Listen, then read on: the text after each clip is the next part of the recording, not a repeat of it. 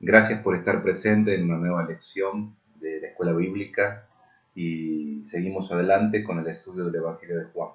Vamos a terminar en esta lección 24 de estudiar el capítulo 17 del Evangelio de Juan. Hemos estado estudiando en la lección 23, el anterior, los primeros 19 versículos, donde vemos cómo Jesús ora primero por sí mismo, en una especie de rendición de cuentas al Padre de la tarea que le había encargado, y luego ora por sus discípulos, en la segunda parte de lo que hemos estudiado.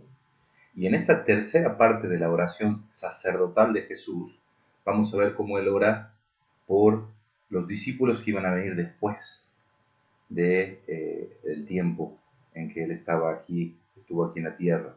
Y eso obviamente nos abarca a todos los creyentes en Jesús de esta época. Así que esta es una oración sacerdotal de Jesús por nosotros, desde el versículo 20 hasta el versículo 26. Y es, para que nos ubiquemos, el final del tiempo que él pasó en el aposento alto la noche antes de ir a la cruz. Por eso es que tenemos los asuntos finales, las instrucciones finales que Jesús les da a sus discípulos, desde el capítulo 13 hasta aquí. Fíjense, una gran cantidad del Evangelio de Juan se dedica a esa noche antes de que Jesús vaya a la cruz.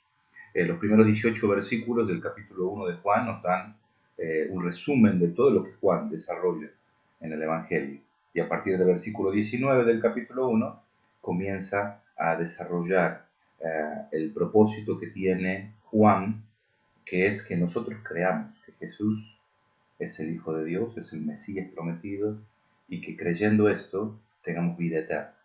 Entonces tenemos las 7 señales, o sea, los 7 milagros que apuntan hacia la mesianidad de Jesús.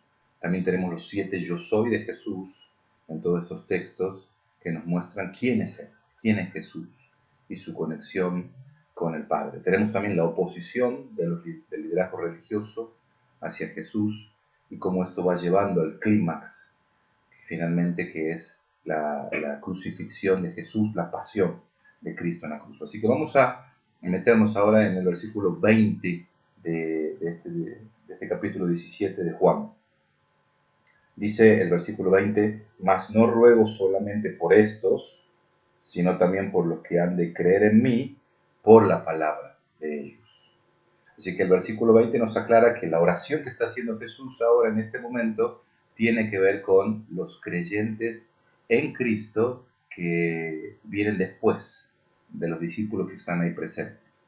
Y esto es tremendo porque si nosotros pensamos cómo el evangelio se fue extendiendo, fue pasando de generación en generación hasta nuestros días, lo que estamos viendo aquí es que Jesús está haciendo una oración por nosotros. Él está orando por nosotros, está orando por vos, por usted, por mí, en este pasaje. Y dice, yo voy a pedir por ellos, no es los futuros creyentes. Fíjense qué es lo que pide sobre los futuros creyentes. Versículo 21.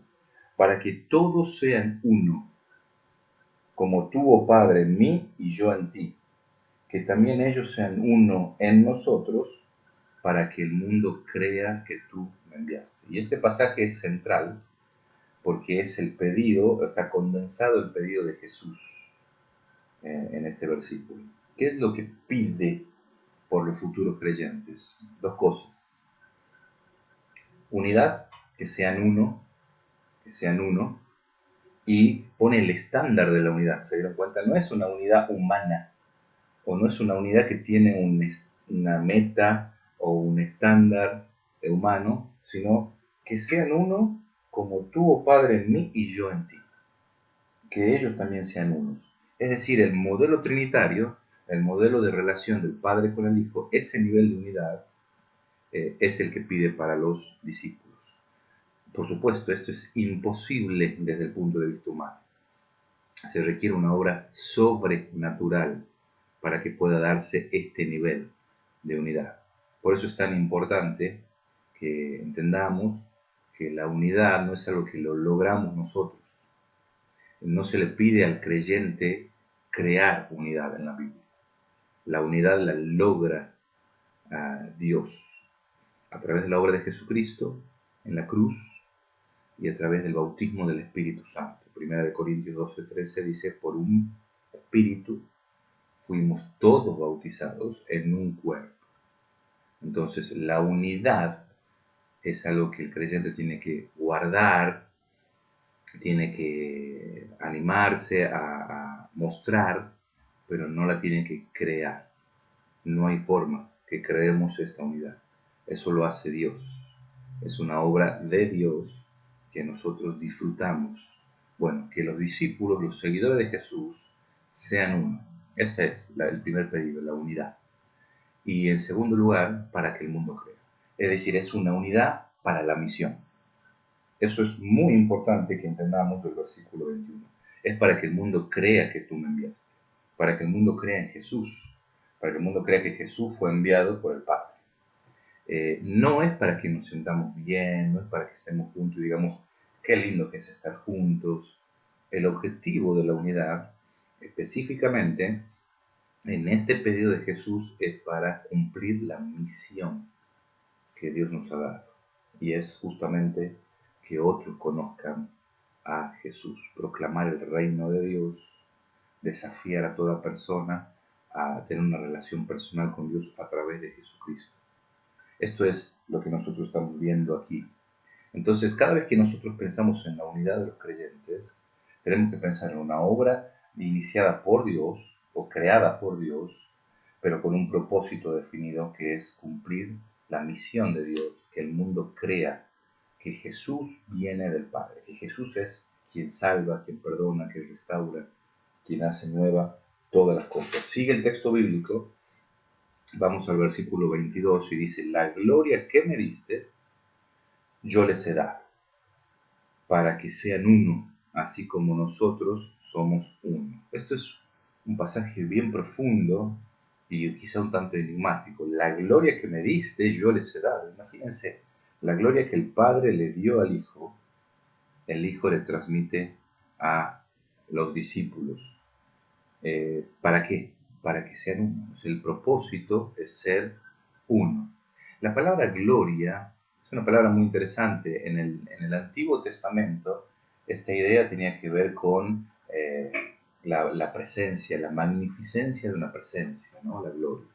Y en el Nuevo Testamento tiene que ver con honra, con dignidad, con alabanza también, con adoración a alguien. Cuando uno le daba gloria a alguien, estaba haciendo un reconocimiento de esa persona, de la importancia de esa persona, de le estaba dando honra a esa persona, alabanza.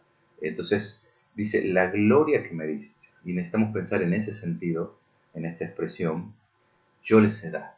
Y acá lo que tenemos que pensar es en la obra de Dios. Otra vez yo lo conecto este versículo con lo que produce el Espíritu Santo dentro del creyente. Ustedes saben que el bautismo del Espíritu Santo no figura en el Antiguo Testamento. Es algo exclusivo de este tiempo de la iglesia. Cuando Jesús está en la tierra, Él promete, en Hechos capítulo 1, por ejemplo, que iban a ser bautizados por el Espíritu.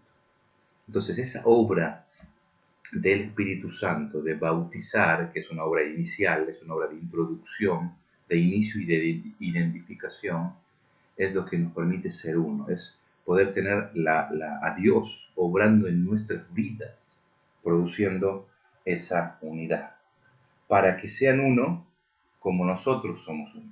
Otra vez, el estándar, el modelo, el desafío, la unidad del Padre con el Hijo, imagínense, es lo que Él está pidiendo para sus discípulos. Versículo 23, yo en ellos y tú en mí, para que sean perfectos en unidad, para que el mundo conozca que tú me enviaste y que lo has amado a ellos como también a mí me has amado. Y otra vez seguimos viendo el nivel de las expresiones de Jesús que nos impactan. Aquí, para hablar de una unidad perfecta, habla de la unidad que tiene el Hijo con los discípulos, yo en ellos y tú en mí. Entonces acá hay una unidad de las personas de la Trinidad, pero también con los discípulos. Yo en ellos, tú en mí, y entonces aquí hay una unidad perfecta, para que sean perfectos en unidad. Y luego otra vez los dos pedidos, ¿no? Por un lado la unidad de los creyentes y por otro lado eh, para que el mundo cree, la misión que tú me enviaste. Y acá se agrega algo más, y que lo has amado a ellos como también a mí me has amado. Esto nos habla del amor del Padre. Muchas veces hay una idea popular incorrecta, que es que el Jesús es quien ama, y Dios Padre es un poco el que disciplina. Y lo que nosotros vemos en la Biblia es el amor del Padre por la humanidad. Así como amó al Hijo, dice que amó a los discípulos también.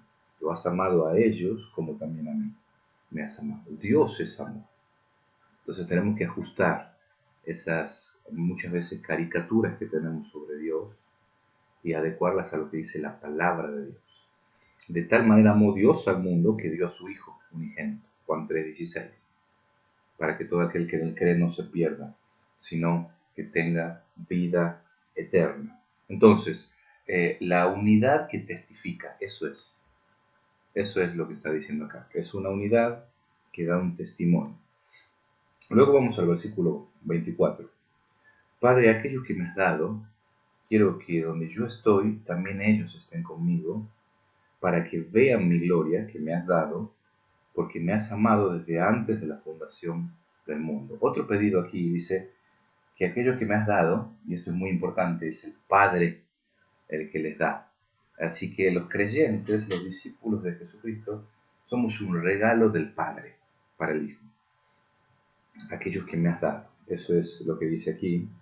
Y hay un deseo de Jesús. Quiero que donde yo estoy, también ellos estén conmigo.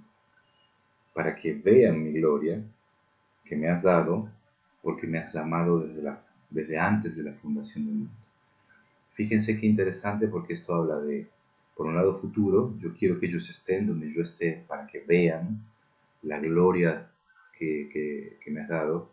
Y por otro lado, hacia atrás, ¿no? Me has amado desde antes de la fundación del mundo.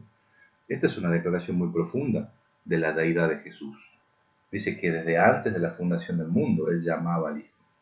El Hijo no es creado. El Hijo es eterno al igual que el Padre. El Hijo no es una primera creación. Antes de que el mundo fuera creado, ya había una relación de amor entre el Padre y el Hijo. Por eso aquí tenemos una declaración muy clara sobre la eternidad del Hijo, sobre su deidad. Por eso es que hablamos de Trinidad, un Dios en tres personas. No tres dioses, un Dios. No una persona, tres personas. Entonces, un Dios manifestado eternamente en tres personas. Y hay un pedido ahí de que los discípulos estén cerca de Cristo. Y si bien este es un pedido al Padre de Jesús, esta es una realidad que el creyente puede tener, de poder vivir cerca, porque Él está con nosotros todos los días hasta el fin del mundo.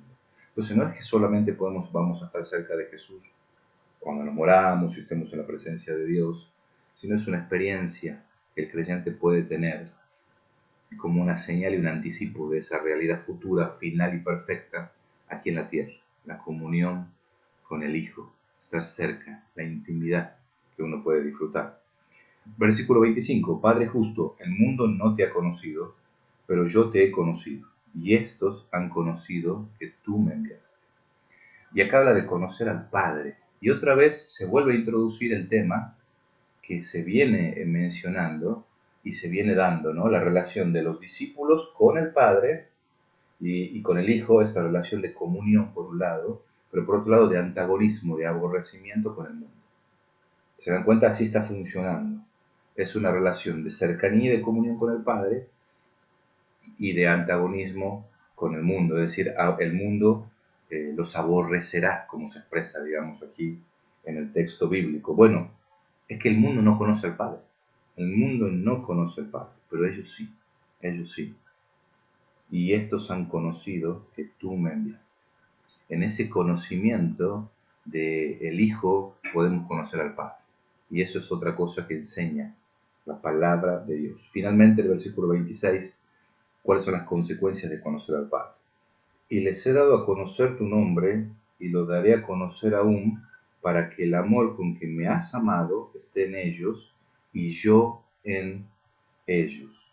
Fíjense qué interesante este pasaje, porque es el Hijo el que da a conocer al Padre. Yo les he dado a conocer tu nombre. Jesús se plantea como el camino. Yo soy el camino, la verdad y la vida.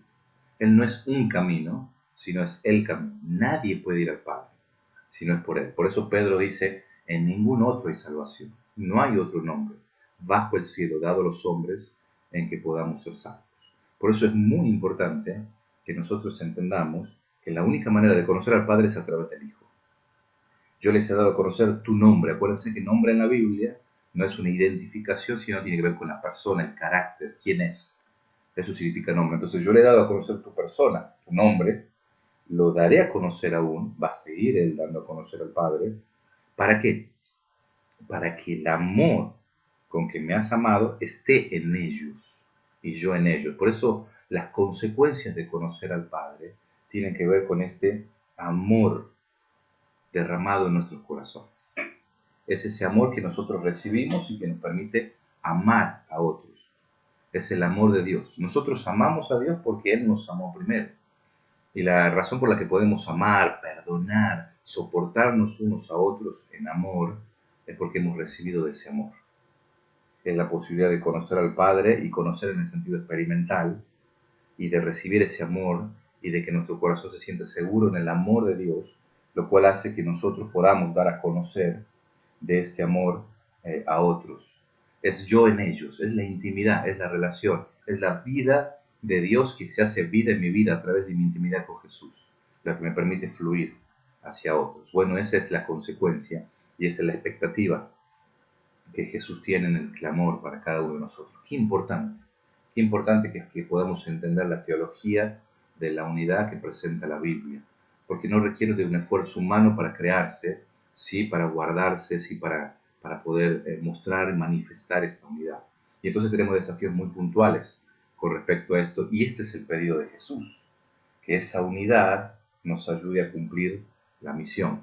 Vamos a reflexionar sobre esto, vamos a tratar de aplicar la palabra de Dios a nuestras vidas, a nuestros contextos, y un poco la evaluación nos va a desafiar a eso. Así que seguimos avanzando, seguimos meditando y seguimos permitiendo que la palabra de Dios nos transforme. Que Dios les llene de sabiduría al pensar en estas cosas. Amén.